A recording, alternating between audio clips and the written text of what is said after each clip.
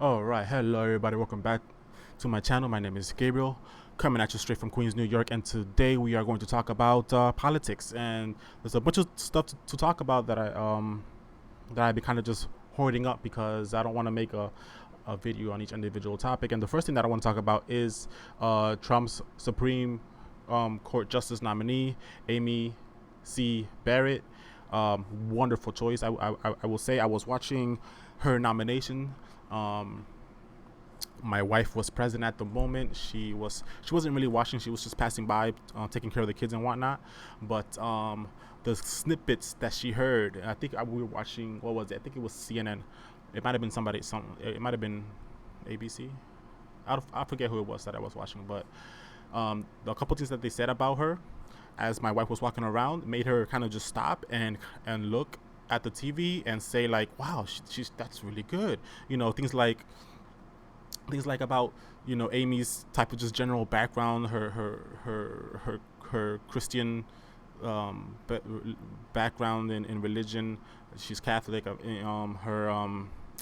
Her being a mom of, I think it was like seven kids, 6 7 kids, and a couple of them being adopted. My wife is a huge fan of that, and I am as well, because people got to realize that when you adopt somebody, that takes character. That's not a choice people make lightly. And it's odd that there's so many people on the left, on the BLM side, on the Antifa side, trying to criticize her about adopting these kids. And it's clear that these people, they don't they don't believe in family. They don't believe in responsibility in any of that. Because when you adopt somebody, which is a long-term goal of my wife, that comes from a deep place of understanding. Not Look, it's there's always a 1% of any population that is evil, that tries to play the system and tries to do things for selfish reasons. But the vast majority of people that adopt do so out of the kindness and richness of their heart and their personality and their morals. So the fact that she's a mom, the fact that her kids, are growing up the way that they're growing up, her background working for who she's worked for, her mentors, her husband's job, everything kind of that could be good was just being checked off, and that was just to a passerby that wasn't really paying attention to it. The pristineness of the choice kind of just, I don't know, it catches people, and it's an excellent pick. And anybody that's against her is really just doing so because of tribalism. To be honest, it's not because of any lack of character on her part, for sure. All right, so that's my thoughts on the Supreme Court justice pick. My next topic that I want to cover is something that just happened not too long ago, which was the Trump Biden debate, the first debate between Trump and Biden. I didn't like it. I felt that the narrator did a poor job narrating. I mean, the two candidates pretty much just, they brushed. I mean, the narrator didn't have any, like, he did. What was he there for? What was he there for? They need to get a narrator that both candidates respect, because it's obvious that that narrator was anti-Trump, right? That was obvious. Trump knew it. The narrator knew it. Biden knew it. It was blatant to see.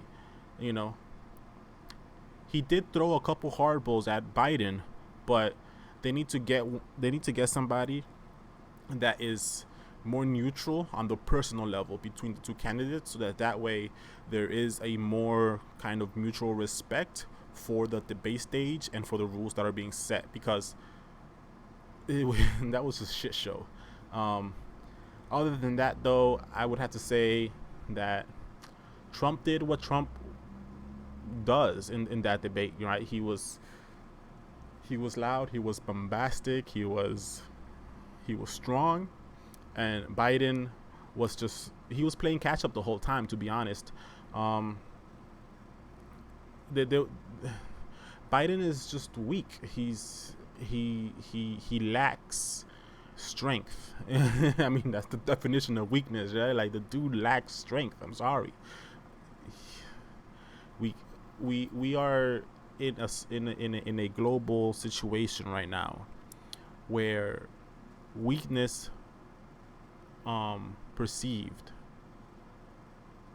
will turn into actions by our global enemies. So we cannot have a leader, commander in chief, leader of the armed forces, that looks and acts and speaks in a feeble manner, right? There's no force from Biden, you know, and that's something that most presidents have.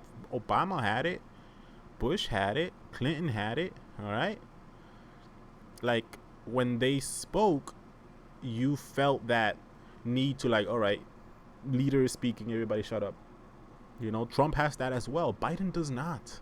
Biden has that air about him that makes you want to be like, wait a minute, well, you're shut up, let me talk.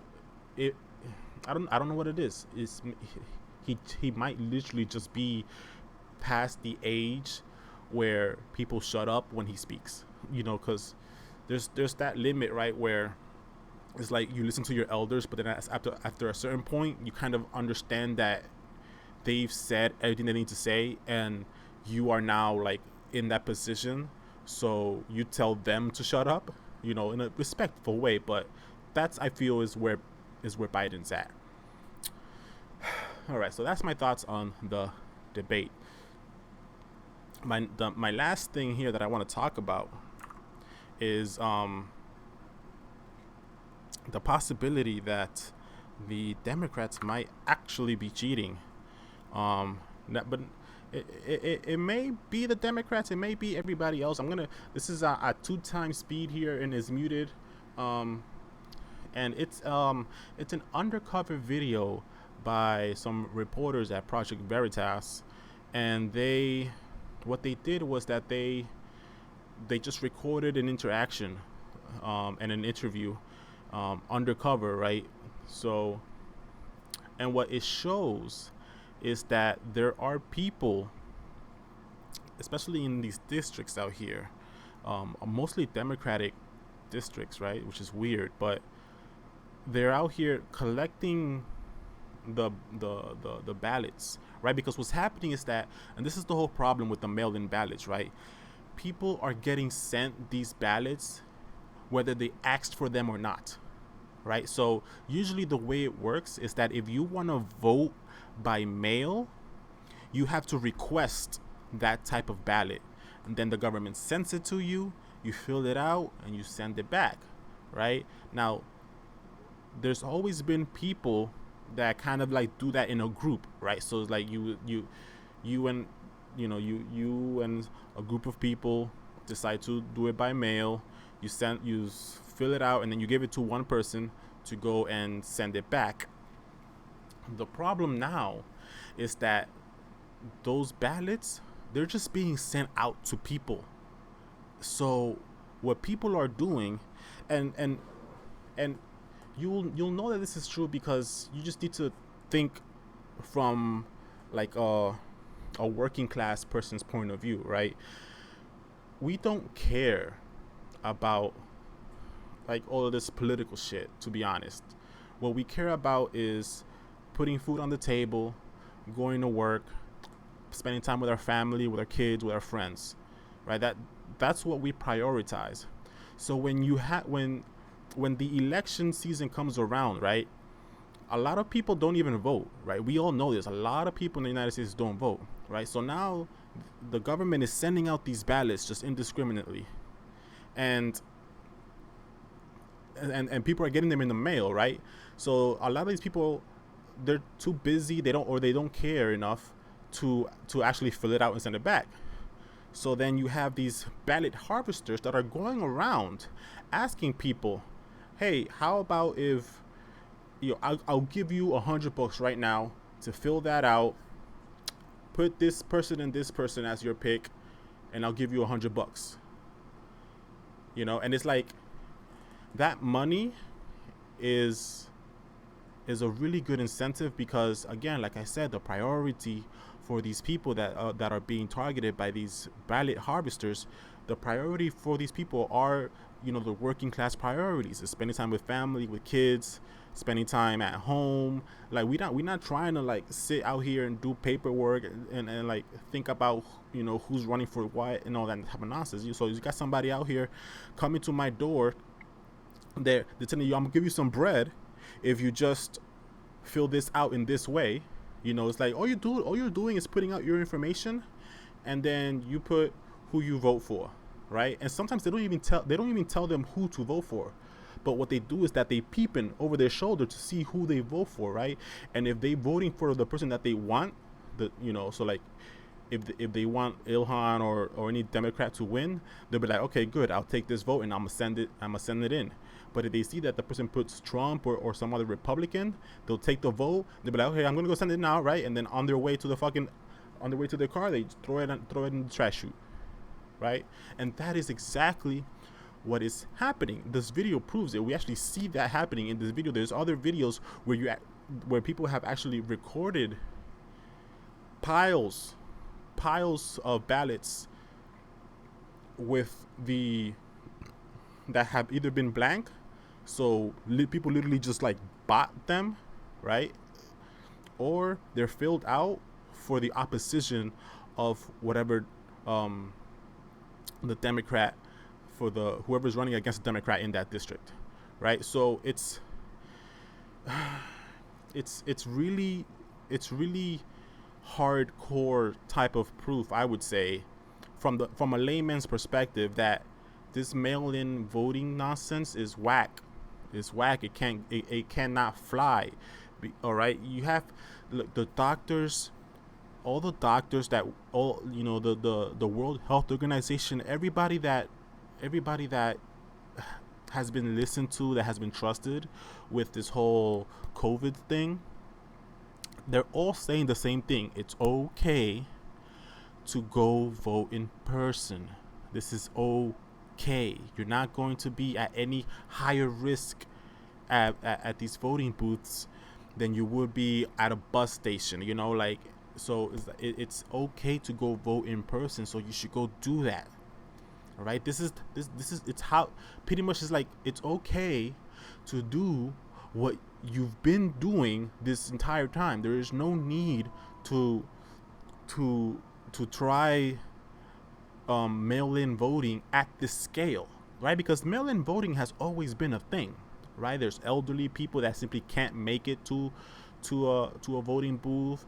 There's soldiers across seas that can't make it to a voting booth. So all these people do mail-in voting, right?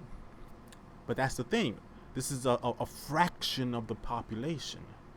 Now you're asking USPS to literally handle the votes of every single voter in the country. USPS cannot do that. It's proven with this video here by these undercover journalists that there's too many people manipulating which ballots get sent in and which ones get thrown into a dumpster. All right, and they're out here with money going to these working class people, pretty much telling them how to vote, pretty much telling them, just give me the ballot and you'll get this money, and it'll be that easy, that simple, it'll be that straightforward, and that's what's happening. So I don't know, man. That's really all I got to say. That was the end of the video as well. So if you haven't already, check out the video. The link is right there. Thanks for watching. That's all from me, bro.